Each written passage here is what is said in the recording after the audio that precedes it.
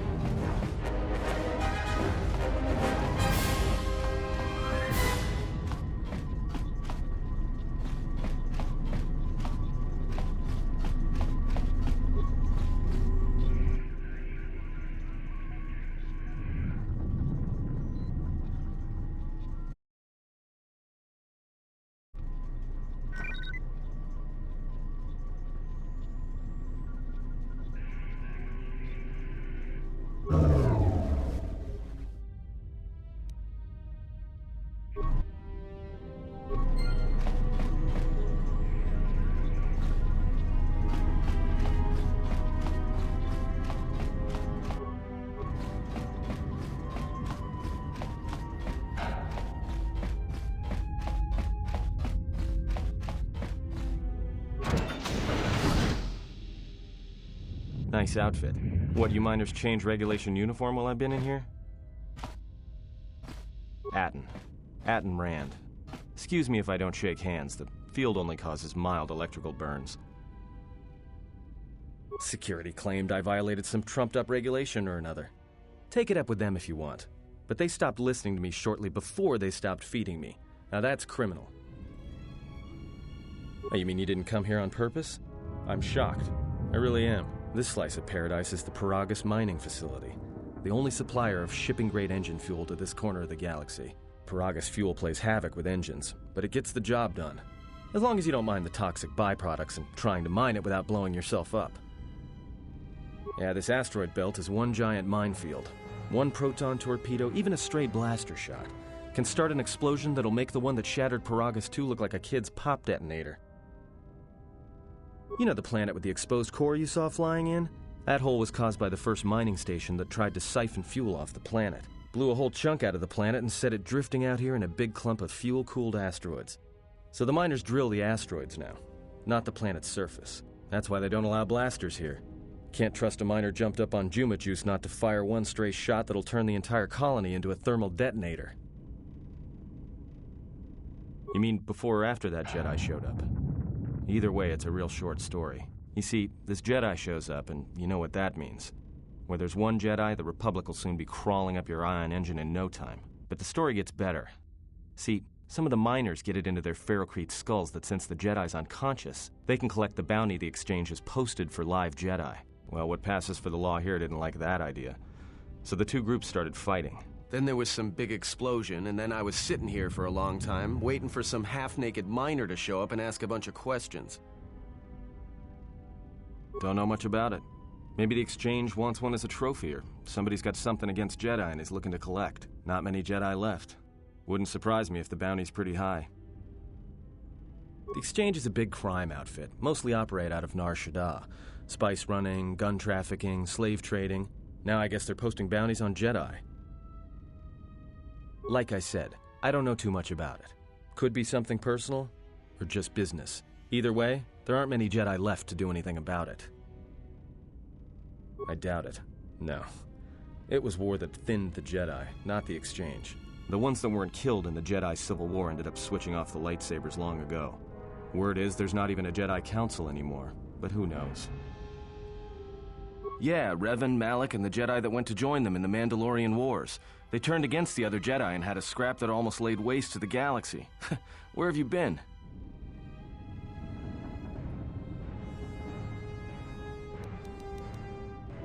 Look, no offense or anything, but your weird half-naked interrogation isn't my idea. Hey, wait a minute. You're that Jedi the miners were talking about. Where is everybody? Well, the miners can't all be gone. But if they are... Look, hey, let me out and I can help you. I can. I've gotten out of trouble countless times. Just in case you don't understand the trouble we're in, let me lay it out for you. This facility is a series of mining tunnels dropping kilometers into the asteroid's core. Every worker and droid here has been cleared, then triple cleared for hazardous operations. This facility has an operational threat level so high they don't let uncleared starships in system out of fear that an accidental engine discharge will create a very brief, very hot new sun in this sector. You know why? Because every asteroid in this orbiting minefield has deposits of Paragian fuel within it. That means when one decides to pop, its brothers and sisters are going to come along for the ride. One explosion, you might survive. But 100? 1,000? You'll be riding out of here on a comet trail, Jedi. So if something's gone wrong here, you can cling to the Force all you want. But nothing will stop this place from going critical. This facility isn't a military installation, which means we may have a chance.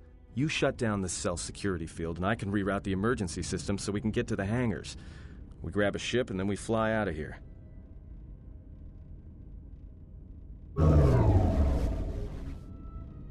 Great. Now to business. Let's get to the command console.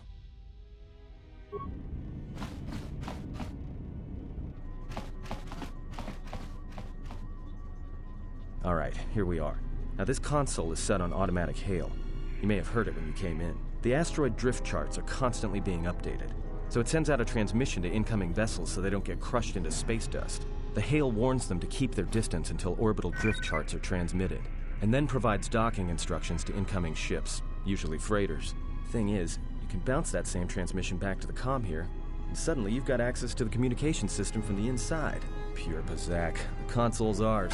Now, all we need to do is reactivate the turbo lifts, cancel the emergency lockdown, and... Hey! This system's been severed from the main hub, after it was locked down from remote. You can't even reroute the system, it's been cut clean. No, someone tried to lock down this whole level tight, and leave us here, trapped. I doubt it. All we have is communications back. For all the good trying to shout in a vacuum will do us. We could try, but if the miners were trying to trap you up here and probably kill you, why not call them and chat? I don't think a friendly call is going to wake them up. Be my guest. Not much else we can do. The comm's all yours.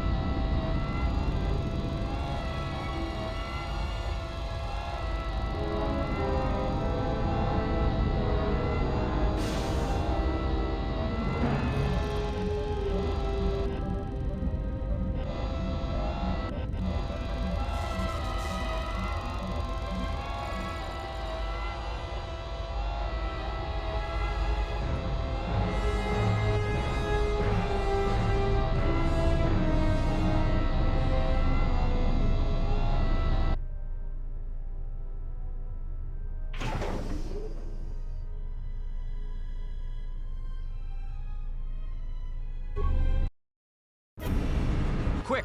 We're gonna need some time to fire up the engines. Let's give the laser turret a workout.